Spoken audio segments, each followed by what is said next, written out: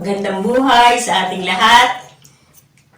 Pinagpala po tayo sa araw na ito sapagkat sama-sama tayong kakain at mag-aaral ng kanyang banal na salita. Tayo po muna'y manalangin. Dakilang Diyos, aming Ama, patuloy po namin itinitiwala sa iyo ang aming mga buhay. Ikaw ang may kontrol ng aming buhay at ng lahat ng bagay.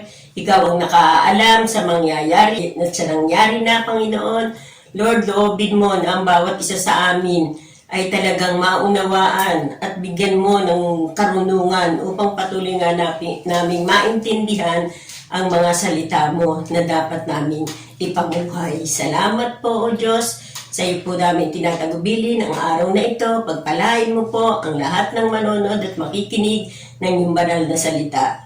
Salamat po sa iyong kapurihan at karangalan sa pangalan ng Ama, ng Anak, at ng Banal na Espiritu. Amen. Thank you, Lord. Hallelujah. Muli po ay sama-sama tayo na mag-aaral ng kanyang mga salita. Ang ating pong tatalakayin ngayon ay yung aklat ni Job, ang kasaysayan ng buhay ni Job. Maaari pong marami na tayong napakinggan tungkol kay Job kasi po marami talagang nagpipreach ng tungkol sa buhay ni Job dahil doon po tayo ma-encourage sa buhay niya dahil sa mga pagsubok na kanyang naranasan na talagang napakahirap. Kaya naman po, hindi ko na po babasahin ang aklat, kundi sasummarize na lang po natin na si Job ayon sa banal na kasulatan ay nabuhay ng matuwid sa paningin ng Diyos. Ngunit sa kabila noon, isa siya sa mga dumanas ng matinding pagsubok sa kanyang buhay. Sabi nga po doon, walang pangalawa. Ibig sabihin po, talagang matindi yung kanyang naranasang pagsubok. Pero ang nakakatuwa po, pinagmamalaki po ng Diyos si Job dahil sa kanyang katapatan. Ngunit sabi ni Satanas, kaya lang daw ganun si Job, matapat sa Diyos ay dahil kanyang pinagpapala. Pero syempre, kilala ng Diyos si Job, hindi naman po papayag ang Diyos na ganun na lang ang pagtingin niya kay Job. Kaya pinayagan niya si Satanas na subukin si Job. At sinabihan niya ito na huwag niyang papatayin.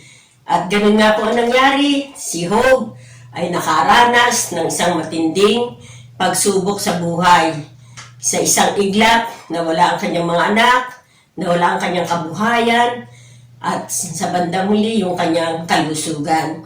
Kaya sino naman po ang hindi manlulupaypay ang kaluluwa dahil sa ganoong naranasan. Napakasarap po magpasalamat sa Diyos kapag tayo'y masaya, may kagalakan, laging nagtatagumpay sa buhay. Napakasarap po magpasalamat sa Panginoon. Ngunit, kapag dumarating yung mga problema, mga pagsubok sa buhay, masarap pa rin po bang magpasalamat sa Diyos? Maaaring iba-iba ang sagot natin, maaaring merong magpapasalamat pa ba ako, nahihirapan na ako, maaaring ganun, pero dapat po ay lagi tayo magpapasalamat. Ano man ang sitwasyon ng ating buhay, dapat po ay lagi tayo magpapasalamat sa Diyos sapagkat alam natin na ang mga pangako ng Diyos ay lagi kasama natin siya. Maging matatag tayo at matapang, hindi niya tayo iiwan at hindi niya tayo pababayaan. Dapat po, yun ang laging nasa isip natin upang kapag dumarating ganitong pagsubok ay talagang mapagtagumpayan natin. Ang pamagat nga pala po ng ating pinag-aaralan ay The Power of Faith. Muli po, bumalik po tayo sa kasaysayan ni Job na siya ay dumanas ng matinding pagsubok. Tayo pong lahat, Kristiyano man o hindi, ay hindi po exempted. Dapat po nating tandaan ang mga bagay nito. May mga 4 na bagay na dapat nating tandaan sa ating buhay. Na una nga po, hindi tayo ligtas sa mga pagsubok. Sabi nga po sa Job, ang lahat ng tao ay magdaranas ng paghihirap. Parang tilamsik ng apoy doon sa apoyan. Kaya po, huwag tayong magtaka kung tayo ay nakararanas ng iba't ibang mga pagsubok sa buhay.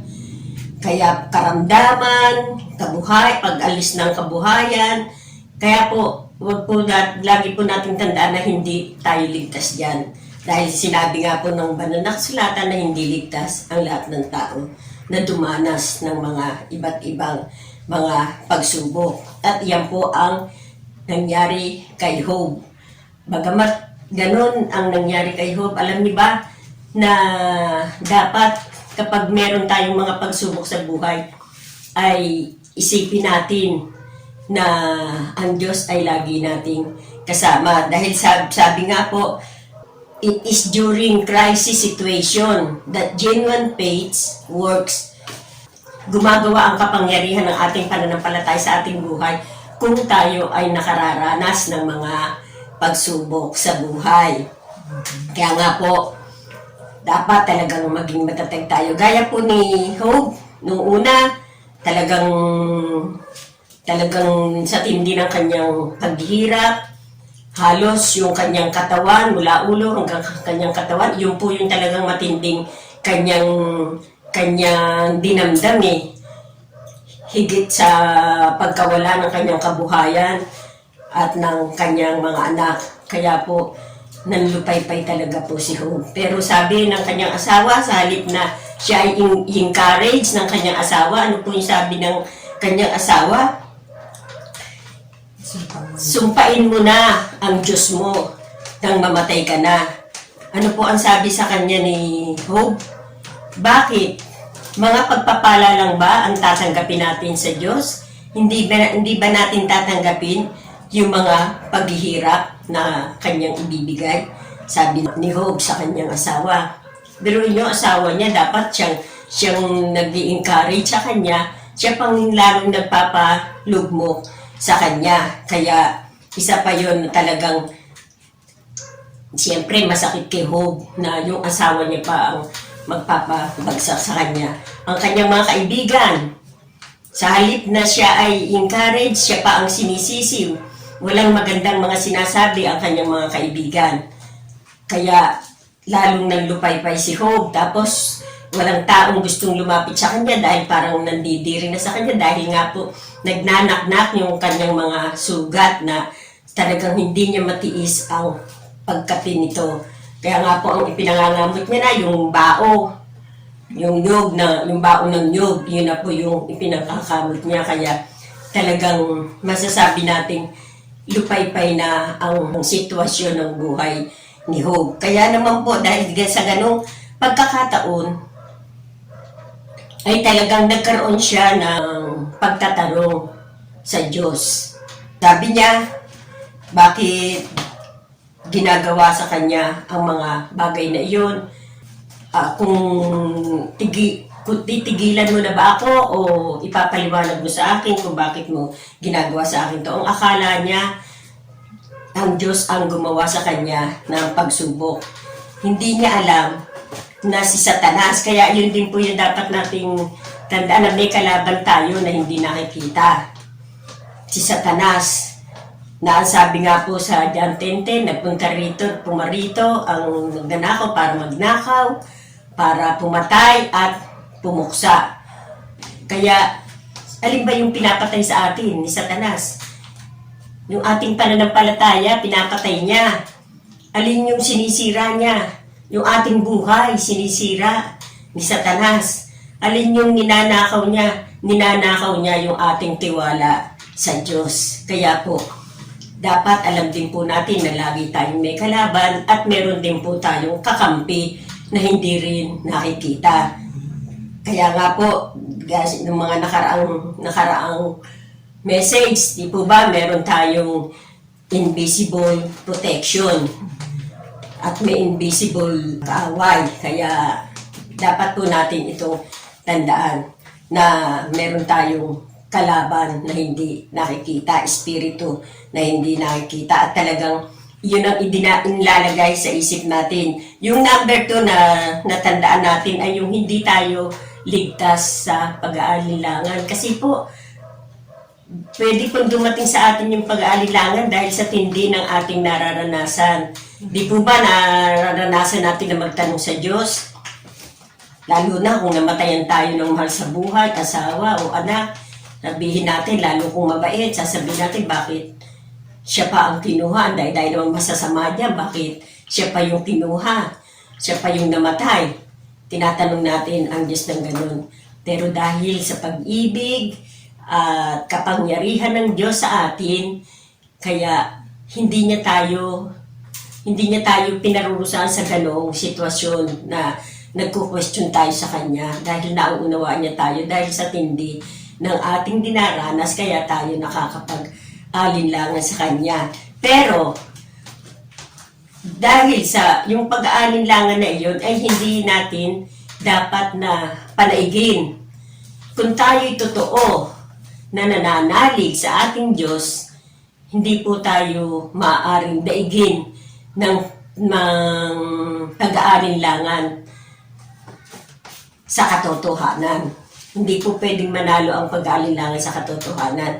Kaya po mahalaga na maging totoo tayo para kilala natin siya, kilala natin ang ating Diyos na pinananampalatayanan at kilala rin tayo ng Diyos para sa ganon, yung kapangyarihan ng ating pananampalataya ay talagang gumawa sa buhay natin. Kaya po may kapangyarihan ang ating pananampalataya dahil may Diyos tayong makapangyarihan sa lahat na siyang ating pinananampalatayanan. Kaya po, hindi tayo ligtas na mag-alinlangan dahil si Job, dahil sa tindi ng kanyang naranasan ay talagang nagkaroon siya ng pagtatanong sa Diyos. Kaya hindi po siya masisi ng Panginoon, hindi siya sinagot ng Panginoon sa pagkakataong siya ay nahihirapan at nagtatanong sa Diyos kung bakit ginagawa sa kanya yon. Kaya maliwanag po na dapat nating tandaan na hindi tayo ligtas na makaranas ng kahirapan, ng krisis, at hindi rin tayo ligtas na mag-alinlangan dahil iyan po ay trabaho nga ng ating kaaway. Ang number 3 naman po ay ang pag-aalinlangan ang siyang nagpapasidhi ng ating pananampalataya. Yun po, kasi po, yung ating pananampalataya kapag sa dinaranas nating paghirap, kung wala na tayong magawa, yung wala na tayong maaasahan, diyan po kumikilos ang kapangyarihan ng ating pananampalataya. Kaya nga po, kung minsan inaalis ng Diyos yung mga material na bagay sa atin. Kapag marami tayong pera, maaaring hindi natin siya maalala. Kapag tayo laging malakas, bibili tayo sa ating sarili. Kapag tayo laging matagumpay, magiging mayabang tayo, magiging mayabang tayo, magiging mapagmalaki tayo. Ayaw po ng Diyos ng ganoon. Ang nais ng Diyos ay sa Kanya tayo sumandig at hindi sa mga bagay na material. Kaya po, minsan talagang inaalis sa atin yan. Kaya dapat nasa mindset natin yung mga pangako ng Diyos. Dahil kung nakapokus yung ating paningin sa Panginoon, sabi nga po, look unto Jesus, the author and the finisher of our faith. Siya ang pinagmumulan ng ating pananampalataya. At dapat po ay talagang maging matibay ang ating pananampalataya. Si Job ay talagang noong una ay talagang nagmatatag hanggang sa huli talagang nagkaroon din siya ng pag-aalinlangan. At dahil nga po doon sa pangatlo na ang pag-aalinlangan nagpapasidhi sa ating pananampalataya, habang siya ay nakikipaglaban doon sa kanyang nararanasan, labing lumulutang ang kanyang pananampalataya dahil sa pakikipaglaban. Sabi nga po, may mga nagsasabi na life is doubt and faith without doubt is nothing but death. Pero si Tomas ay nagkaroon din ng pag-aalinlangan doon sa ating Panginoon. Dahil kaya siya nag-aalinlangan ay nais niya dahil sa pamamagitan ng pag-aalinlangan ay malaman niya ang katotohanan. Kaya po, sabi sa kanya ng alagad, nakita namin si Jesus. Ang sabi niya doon sa 2025, hindi ako naniniwala hanggat hindi ko nakikita at nahahawakan ang butas ng mga pako sa kanyang mga kamay at hanggat hindi ko na isusulot ang aking daliri sa butas ng kanyang tagliran. At doon ay talagang may pag-aalinlang si Tomas at hindi rin ito ikinagalit sa kanya ng Panginoon dahil sinabi sa kanya ng Panginoon, Tomas, tingnan mo ang aking mga kamay, ilagay mo ang iyong kamay sa aking tagliran at huwag ka nang mag-alinlangan pa. Sa halip, maniwala ka. At dahil nga doon, si Tomas ay talagang nagulat. Dahil sa kanyang pagkagulat ay naisigaw niya ang Panginoon ko at Diyos ko. Talagang nagkaroon siya ng matinding pagtitiwala. Kaya po, yung pag-aalinlangan, kung minsan kasi po sa ating buhay, sabi nga po na ang buhay espiritual ay paglalakbay at talagang dadaanan daw po natin yung doubt avenue. Kaya talagang dumarating po sa atin yung pag-aalinlangan. Ako, inaamin ko, minsan nakakapag-question din ako sa Panginoon, pero kapag talagang binulay-bulay natin yung kanyang mga pangako, mananaig ang totoo nating pananampalataya kaysa sa pag-aalinlangan. At yun po ang nais na makita sa atin ng Diyos. Talunin natin yung pag-aalinlangan. Sa Job 19:25, ngunit alam kong hindi natutulog ang aking tagapagligtas at magtatanggol sa akin pagdating ng wakas. Kaya po, sa kabila ng kanyang pag-aalinlangan, naroon din po yung kanyang matibay na pananalig na hindi siya pababayaan ng Diyos. Bagamat naramdaman niya yun na parang iniwan na siya ng Diyos, parang pinabayaan na siya. Pero dahil kilala niya ang Diyos na kanyang sinasampalatayanan, ay naroon din na nasa isip niya yung mga pangako ng Diyos. Kaya po mahalaga na kapag nag-struggle yung doubt at saka yung katotohanan, huwag po nating panaigin ang pag-aalinlangan sa katotohanan. Di po ba? Sabi rin ng Diyos, greater is He who is in me than He who is in the world. Ibig sabihin, higit na malakas at makapangyarihan ng ating Diyos na nasa atin, nasa puso natin, kaysa sa Kanya na nasa sanlibutan. Sabi rin po sa Kanyang salita, if God is in us, who can be against us? Kung ang Diyos ang nasa puso natin, sino ang makalalaban sa atin? Kaya po, yan yung dapat na ilagay natin sa ating mindset na hindi makakaya ng ating makapangyarihan at malaking Diyos ang mga pag-aalinlangan natin sa Kanya, ang mga krisis na dumarating sa ating buhay. Ang pang-apat po na dapat nating tandaan, kalakip ng ating pananampalataya ang pagtitiwala na ang Diyos ay makapangyarihan at siyang may kontrol ng lahat ng bagay. Kaya po importante na ipasakop natin yung ating buhay sa Diyos. Siya yung gawin nating yung angkla, yung kumbaga manibel, siya yung driver ng ating buhay, siya yung magpapatakbo ng ating buhay dahil siya lang po ang nakaalam kung ano ang mabuti para sa atin. Hindi po natin alam kung ano yung darating na bukas, kung ano mangyayari sa atin bukas. Pero siya alam niya po. Dahil sabi nga po, siya lang ang nakaalam ng mga plano. Hindi para tayo ay masaktan, kundi para sa ating ikabubuti at para bigyan tayo ng pag-asa. Di po ba napakaganda nun sa Jeremiah 29:11? Napakagandang pangako nun na siya lang ang nakaalam kung ano ang mabuti sa ating buhay. Hindi para tayo masaktan o hindi para tayo ay pahirapan, kundi para sa ating ikabubuti at para bigyan tayo ng pag-asa. Ibig sabihin, dapat hindi tayo nawawalan ng pag-asa sa buhay. Gaano man kabigat yung ating mga pagsubok, dapat hindi po tayo nawawalan ng pag-asa. Kagaya po ng nangyari kay Job, sa pang-apat nga po na dapat nating tandaan, nakalakip ng ating pananampalataya, ang pagtitiwala na ang Diyos ay makapangyarihan at siyang may kontrol ng lahat ng bagay. At yan po yung naranasan ni Job. Sabi nga po sa huli, sabi niya, kinilala ni Job ang kanyang pagkakamali. Sabi nga po doon sa Job.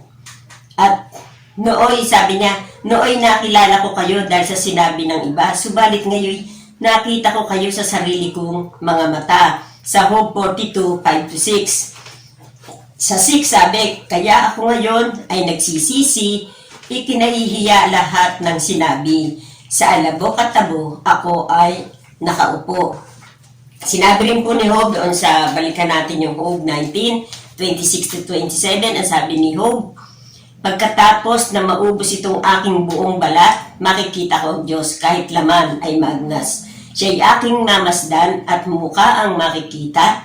Siya'y makikilala nitong aking mga mata. Ang puso ko'y nananabik na mamasdan ko na siya.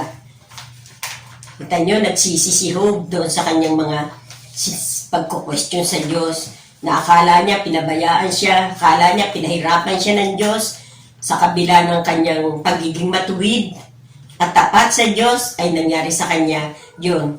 Pero dahil nga yun ang nakita ng Diyos at kaya naman po pinayagan ng Diyos si Satanas na subukin siya, kilala siya ng Diyos, alam niya na kakayanin niya ang mga pagsubok na ito, gano'n mang kabigat. Dahil sa katatagan ni Job at sa katapatan na sa kabila ng nangyari ay talagang kinilala niya pa rin ang kapangyarihan at pag-ibig ng Diyos, ibinalik po ng Diyos sa kanya ang lahat ng nawala, hindi lamang po doble ang ibinalik sa kanya, kundi mahigit pa sa doble ang ibinalik sa kanya. Ganun po ang Diyos. Ang nais niya ay siya yung maging priority natin. Huwag nating sandigan ang mga material na bagay, yung ating kakayahan, yung ating karunungan. Kung tayo man ay tanyag, huwag nating ipagmalaki na tanyag tayo, sapagkat ang lahat ng nasa atin, ang buhay, lahat ng ating mga tinatangkilik, tayo ay nakakagalaw, tayo ay nakagagawa ng gusto nating gawin dahil iyan sa Diyos na may bigay ng buhay. Sa kabila ng kanyang mga tanong, sumampalataya at nagtiwala si Job at dahil doon, pinagkalooban siya ng Diyos ng biyayang higit pa kaysa dati. Kaya nga po, katulad ni Job, ibibigay din po ng Diyos sa atin yung mga kung ano man yung nawala sa atin. Dahil lahat po ng nangyayari may layunin eh. May layunin po ang Diyos sa lahat ng nangyayari sa buhay natin. Kaya kung hanggat maaari ay huwag tayong magko-question sa anumang mga pangyayari.